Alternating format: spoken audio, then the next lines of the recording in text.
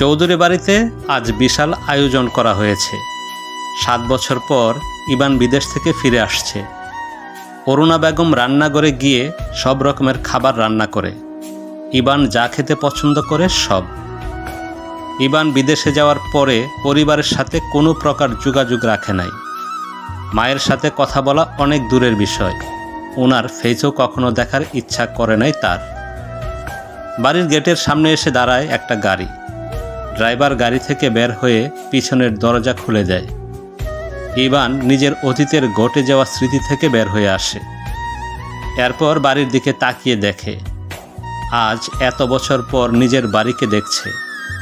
যদিও সময়ের পরিবর্তনে এখন অনেক পরিবর্তন হয়েছে চৌধুরী বাড়ির, তবে আগের যে রাজকীয় বিষয় বা আভিজাত্য ছিল সেটা এখনও বাড়ির সৌন্দর্যের মাধ্যমে ফুটে ওঠে। ইবান বাড়ির গেট দিয়ে ভিতরে প্রবেশ করে। সেইখানে তার পরিবারের প্রতিটা সদস্য তার জন্য অপেক্ষা করে আছে। ইবান বাড়ির সদর দরজার সামনে দাঁড়িয়ে আছে। হঠাৎ করে তার উপর কেউ হাজার হাজার ফুল ছিটিয়ে দেয়। ইবান সামনে তাকিয়ে দেখে তার ছোট বোন নাতাশা দাঁড়িয়ে আছে। সেটা দেখে ইবান হাসে। নাতাশা এক দৌড়ে তার ভাইকে জড়িয়ে ধরে আর বলে, ভাইয়া তুমি এসে পড়েছ?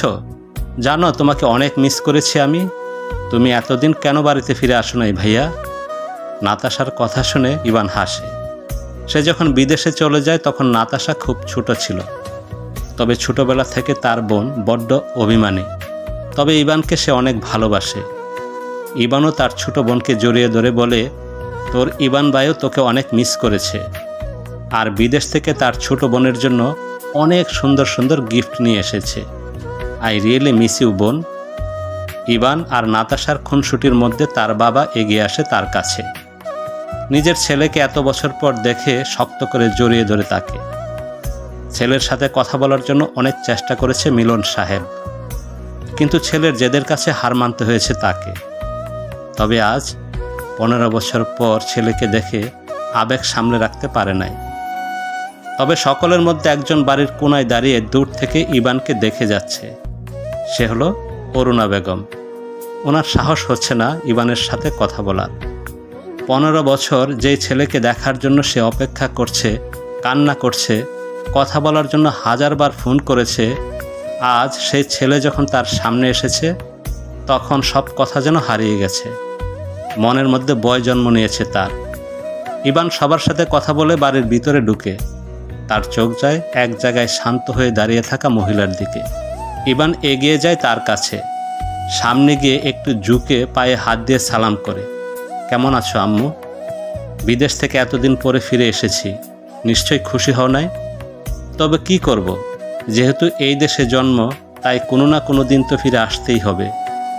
অরুণা বেগম বুঝতে পারে তার ছেলের রাগ এখনও এক বিন্দুও কমে নাই, বরং সেটা সময়ের সাথে দ্বিগুণ বেড়ে গেছে। অরুণা বেগম নিজের আবেগ নিয়ন্ত্রণ করে শান্ত গলায় বলে, এখানে খুশি না হওয়ার কি আছে ইবান? তুমি এই বাড়ির ছেলে, বিদেশ থেকে পড়াশোনা শেষ করে ফিরে এসেছো, এখানে খারাপ কি? আর আমি তোমার মা। ছেলে এত বছর পর ফিরে এসেছে সেটা দেখে অবশ্যই খুশি হওয়ার কথা আমার। সেটা ঠিক, তবে তোমার আচরণ দেখে মনে হচ্ছে না। আচ্ছা বাদ দাও, তোমার সাথে কথা বলতে আমার ইচ্ছা করছে না এখন, টায়ার্ড আমি, তাই আমি রুমে যাচ্ছি। ইবান অরুণা বেগমের দিকে আর না তাকিয়ে নিজের রুমের উদ্দেশ্যে রওনা দেয়। অরুণা বেগম নিজের চোখের পানি আর ধরে রাখতে পারে না। মিলন সাহেব এগিয়ে আসে আর বলে, অরুণা, যার জন্য সারা রাত জেগে রান্না করলে তার সাথে একবার ভালো করে কথাও বললে না? নিজের ভালোবাসা কতদিন লুকিয়ে রাখবে ইবানের কাছ থেকে? ইবান আমার ছেলে মিলন, ওর চোখ দেখে বুঝতে পারি ওর মনের মধ্যে কি চলছে। ছোটবেলার ওই ঘটনা এখনও ভুলতে পারে নাই, তাই আমার ভালোবাসার কোনো মূল্য ওর কাছে নেই আপাতত। অরুণা বেগম কথাটা বলে দীর্ঘশ্বাস ফেলে। এরপর নাতাশাকে বলে, ইনায়া কোথায় নাতাশা? ও কি বাড়িতে এখন? নাতাশা হেসে বলে, আম্মু তুমি যে কি বলো? ইনায়া কি এই সময় কখনো বাড়িতে থাকে? দেখো গিয়ে, অফিসে কোনো জরুরি বিষয়ে মিটিং করছে অথবা কোনো বিজনেসের কাজ করছে। অরুণা বেগম কথাটা শুনে হাসে। পাশ থেকে মিলন সাহেব বলে ওঠে, আজকে নতুন একটা কাজ শুরু হবে, কিন্তু কতজন গুন্ডা কাজ হতে দিচ্ছে না। মনে হয় তোমার মেয়ে এখন তাদের পিটাতে গিয়েছে। তুমি ভালো করেই জানো অরুণা, তোমার মেয়ে লস একদম পছন্দ করে না। সেটা আর বলতে, আজকে যে ওই লোককে কে বাঁচাবে আল্লাহই জানে। অন্যদিকে একজন লোক তার সাথে বেশ অনেক গুন্ডা নিয়ে একটা বিল্ডিংয়ের মধ্যে অবস্থান করছে। দড়ি দিয়ে বেশ কয়েকজন শ্রমিককে বেঁধে রাখা হয়েছে। গুন্ডাদের মধ্যে যে মেন লিডার, উনি বলেন, এই লিটনের না কথা পরেও এই জায়গায় কি করে বিল্ডিং ঘর উঠতে পারে? তোদের মালিকের এত বড় সাহস যে এই লিটনের আদেশ না মেনে কাজ শুরু করেছে। আজকে তোরা বুঝতে পারবি এই লিটন কি জিনিস। যদি কারো সাহস থাকে তাহলে আমাকে আটকে দেখা। লিটনের কথা শেষ হওয়ার আগেই পিছন থেকে একজন শ্রমিক সামনে এগিয়ে আসে, যার মুখ দেখা যাচ্ছে না। সে এসে বলে, কি হয়েছে লিটন সাহেব, কোনো সমস্যা? শুধু শুধু আমাদের লোককে কেন আটকে রেখেছেন? দয়া করে ছেড়ে দেন। শোন, তোদের কোম্পানির মালিক আমার কথা অমান্য করে এই বিল্ডিং তৈরি করেছে, যার শাস্তি তাকে পেতে হবে। যা, তোদের এমডিকে খবর দে, ও এসে বাঁচিয়ে নিয়ে যাক তোদের। এই কোম্পানির এমডি আমি। কি সমস্যা তোর? হঠাৎ করে একটা মেয়ের কণ্ঠ শুনে লিটন পিছনে ফিরে তাকিয়ে দেখে সেই শ্রমিক নিজের পরনের জামা খুলে, এরপর নিজের মাথা থেকে মুখোশ খুলে। সেখানে শ্রমিকের ছদ্মবেশে একটা মেয়ে ছিল, পরনে তার ফর্মাল ড্রেস। সেই মেয়ে এগিয়ে আসে লিটনের দিকে। লিটন বলে, কে তুমি? আমি ইনায়া, এই কোম্পানির MD. So mister Liton, nice to meet you. Liton কথাটা শুনে তার পাশে থাকা লোকদের ইশারা করে ইনায়াকে মারার জন্য। তবে ইনায়া বলে ওঠে, আচ্ছা, এখানে কি কোনো বাংলা সিনেমার শুটিং হচ্ছে যে নায়িকা এসেছে সেই জন্য সবাই তাকে মারতে যাচ্ছে? আর মিস্টার লিটন এই ইনায়াকে মারার আগে একবার পিছনের দিকে তাকিয়ে দেখে নেয়। দেখা যাবে আপনার মারার ইচ্ছা থেকে মরার ভয় বেশি থাকবে। ইনায়া কথাটা বলে পিছনের দিকে দেখিয়ে দেয়। লিটন তার সামনের দিকে তাকিয়ে ডুব গিলে, কারণ ইনায়ার পিছনে অসংখ্য বডিগার্ড দাঁড়িয়ে আছে, যার সামনে তার লোকদের সংখ্যা অনেক কম। হঠাৎ করে লিটনের মাথায় কেউ একজন রড দিয়ে জোরে বাড়ি মারে, যার ফলে সে মাটিতে পড়ে যায়। ইনায়া নিজের হাতে থাকা রডের মধ্য থেকে গড়িয়ে পড়া রক্ত দেখে হাসতে থাকে। এরপর নিচু হয়ে লিটনের কাছে ঝুঁকে বলে, এই ইনায়ার সাথে শত্রুতা করার অপর নাম হলো মৃত্যু। এই শহরে শুধু আমার রাজত্ব চলবে, অন্য কারো না, কখনো সম্ভবও না। লিটন সাহেবের মাথা থেকে অতিরিক্ত রক্ত বের হচ্ছে। সে বলে, তোকে আমি দেখে নেব। তোর মতো এইরকম গুন্ডা মেয়ে আমি 100 জন্ম দিতে পারি। তোকে আমি খুন করে ফেলবো ইনায়া। আমার বাপে আমার মতো কাউকে জন্ম দিতে পারে নাই, তুই কি করে দিবি? আর তোর সাথে আমার আর কখনো দেখাও হবে না, কারণ পৃথিবী থেকে চির বিদায় নেওয়ার সময় তোর হয়ে গেছে। গুড বাই লিটন গুন্ডা। ইনায়া কথাটা বলে রড দিয়ে আরেকটা আঘাত করে ওর মাথায়, যার ফলে ওর মৃত্যু হয়। তবে ওর সাথে থাকা গুন্ডারা বয়ার্ত চোখ নিয়ে দাঁড়িয়ে আছে, তাদের শরীর কাঁপছে, কারণ জীবনে কোনো মেয়েকে তারা এত সাইকো হতে দেখে নাই। ইনায়া তার হাতের রড ফেলে দিয়ে ওদের দিকে তাকিয়ে একটা হাসি দেয় আর বলে, আচ্ছা, এখানে কি কিছু হয়েছে? আপনারা কি জানেন এই লিটন সাহেব কি করে মারা গেল? শ্রমিকদের কাজ করার সময় হঠাৎ করে একটা রড এসে পড়ে লিটন সাহেবের মাথায়, যার কারণে উনি মারা যান। ভেরি গুড, এই কথাটা যেন মাথায় থাকে, না হলে ভুলে যাওয়ার জন্য ভবিষ্যতে হয়তো মাথাও থাকবে না। ইনায়া কথাটা বলে শ্রমিকদের সকলের হাতের বাঁধন খুলে যায়, এরপর তাদের কাজ করার আদেশ দেয়। প্রায় 2 ঘন্টা পর অরুণা বেগম আর মিলন সাহেব বসে আছে সোফায়। ঠিক তখন দরজা দিয়ে প্রবেশ করে ইনায়া। সে এক মিষ্টি হাসি উপহার দিয়ে যখন অরুণা বেগমকে জড়িয়ে ধরতে যাবে, তখন অরুণা বেগম বলে, এই ইনায়া, কোনো জড়িয়ে ধরা চলবে না, আর আমি কারো মামনি না, সো দূরে সরে যা। ইনায়া বুঝতে পারে তার মামনি রাগ করেছে। সে হেসে জোর করে জড়িয়ে ধরে অরুণা বেগমকে। এরপর বাচ্চাদের মতো কিউট ফ্রেশ করে বলে, আরে সরি মামনি, আজকে বাড়িতে ফিরে আসতে দেরি হয়ে গেছে। কি করব বলো, অফিসে অনেক জরুরি কাজ ছিল, যার জন্য তোমার ফোন ধরতে পারি নাই। সবাই শুধু তাদের কাজ নিয়ে বিজি থাকে, আমার কথা কি কারো মনে থাকে? কতবার বলেছি যতই কাজ থাকুক আমার ফোন রিসিভ করতে হবে। তোর সাথে কথা না বলতে পারলে আমার কত কষ্ট হয়। কেউ আমাকে ভালোবাসে না, কেউ না। ইনায়া তার হাত থেকে একগুচ্ছ গোলাপ নিয়ে এসে তার মামনির সামনে ধরে আর বলে, বিশ্বাস করো মামনি, আমার কোনো দোষ নাই, সত্যি অনেক বিজি ছিলাম, তবে ভবিষ্যতে আর কখনো এমন হবে না, এই প্রমিস করছি। এখন আমার মামনি এই গোলাপের জন্য হলেও তার ইয়ানাকে মাফ করে দেখ। অরুণা বেগম হেসে ইয়ানাকে জড়িয়ে ধরে, আর ইনায়া খুব ভালো করে জানে তার মামনির রাগ কী করে কমাতে হয়। তবে সব দেখে পাশে থাকা মিলন সাহেব বলে, কি দারুণ দৃশ্য, মামনির জন্য গোলাপ ফুল নিয়ে এসেছে একজন, কিন্তু তার ভালো বাবার জন্য কিচ্ছু আনে নাই। কেউ সত্যি এই বুড়োটাকে ভালোবাসে না। আরে ভালো বাবা, তুমি আমার জান, তোমার কথা সব সময় আমার মনে থাকে। এই দেখো তোমার জন্য কি উপহার নিয়ে এসেছি, তোমার পছন্দের মিষ্টি। সত্যি? কিন্তু এটা কি ঘুষ দেওয়া হলো? একদম না, আমার মিষ্টি ভালো বাবার জন্য মিষ্টি নিয়ে এসেছি। আই লাভ ইউ ভালো বাবা। ইনায়া সবার সাথে কথা বলে নিজের রুমে চলে যায়। অরুণা বেগম সেটা দেখে হাসে। তবে তার মনে এক ভয় কাজ করছে, ইবান যদি ইনায়াকে দেখে তাহলে কি করবে, আর ইয়ানার রিয়াকশনটাই কেমন হবে।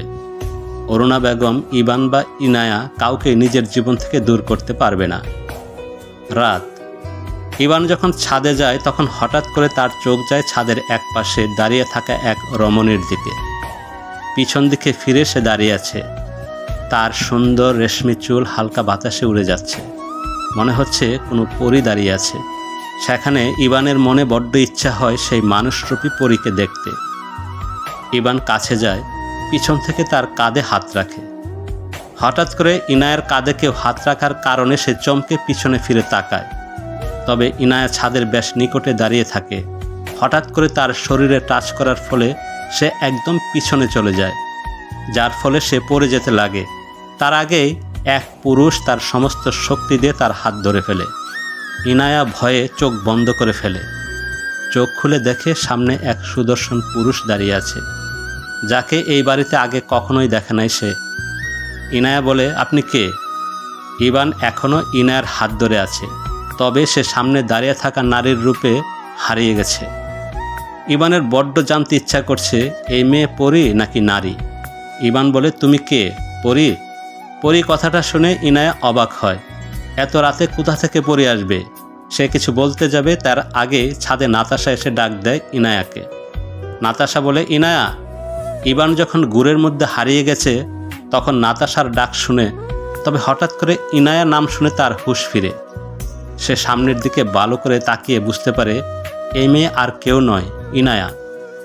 কথাটা মনে করে তার মন থেকে সব মোহ ভালোবাসা চলে যায়, বরং 7 বছর আগের ঘটনা মনে পড়ে ইভানের।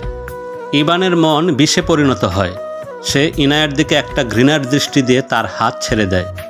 ইনায়া তখনও ভালো করে নিজের পায়ে দাঁড়ায় নাই, যার ফলে হঠাৎ করে ইবান হাত ছেড়ে দেওয়ার কারণে সে পড়ে যায়। ছাদের শেষে তার অবস্থান ছিল, যার জন্য সে টাল সামলাতে না পেরে ছাদ থেকে পড়ে যায়। নাতাশা দৌড়ে আসে ইনায়ার কাছে, তবে তার আগেই ইনায়া নিচে পড়ে যায়। নাতাশা তাকিয়ে দেখে নিচে কাচ রয়েছে আর ছাদ বেশ উঁচুতে। যদি এখান থেকে নিচে পড়ে তাহলে কাচের মধ্যে পড়বে। নাতাশা চিৎকার দিয়ে উঠে বলে, ইনায়া। ইনায়া হঠাৎ করে এমন হয় বুঝতে পারে, তবে ছাদ থেকে নিচে পড়ে যায় সে। এত উঁচু ছাদ থেকে নিচে পড়ে যায়। সে মুহূর্তের মধ্যে নিচের কাচের টুকরার মধ্যে গিয়ে পড়ে। পুরো মেঝে রক্তে ভেসে যায়, যদিও ইবান এখনও সেখানে দাঁড়িয়ে থাকে। নিচে রক্তাক্ত ইয়ানাকে দেখে সে বলে, এই ইনায়া মারা গেলেও আমার কিচ্ছু যায় আসে না। এই মেয়ে আজকে সারা জীবনের জন্য আমার জীবন থেকে চলে গেছে। Bye bye Inaya.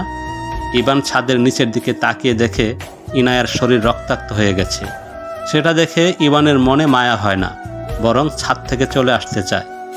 তখন নাতাশা তার হাত ধরে ফেলে। নাতাশা আজ প্রথম তার ভাইয়ের সাথে এমন উচ্চ গলায় রাগ দেখে বলে, ভাইয়া তুমি কি করলে এটা? ইনায়াকে ধাক্কা কেন দিলে? ও ছাদ থেকে পড়ে গেছে, ওর শরীর থেকে রক্ত পড়ছে, ও মারা যাবে।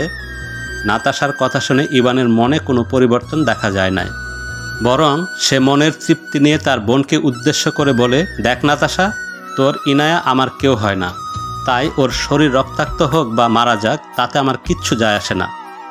ইবান কথাটা বলে দ্রুত পায়ে হেঁটে ছাদের সিঁড়ি দিয়ে নিচে নেমে যায়। নাতাশার রাগ হচ্ছে নিজের ভাইয়ের উপর, কিন্তু তার এখন রাগ দেখালে হবে না, বরং ইনায়াকে বাঁচাতে হবে। তাই সে চিৎকার করে সবাইকে ডাকতে থাকে। নাতাশা তাড়াতাড়ি করে তার মা বাবাকে ডাক দিতে থাকে আর সিঁড়ি দিয়ে নিচে নামতে থাকে। অরুণা বেগম আর মিলন সাহেব নিজেদের রুমে বসে পারিবারিক কথা বলছিল। হঠাৎ করে নাতাশার চিৎকার শুনে তারা আতঙ্কিত হয়ে যায়। অরুণা বেগম তাড়াতাড়ি নিজের রুম থেকে বেরিয়ে আসে, অন্যদিকে নাতাশাও ছাদ থেকে নেমে আসে। অরুণা বেগম নিজের মেয়েকে এমন তাড়াতাড়ি করে নিচে নামতে দেখে অবাক হয়।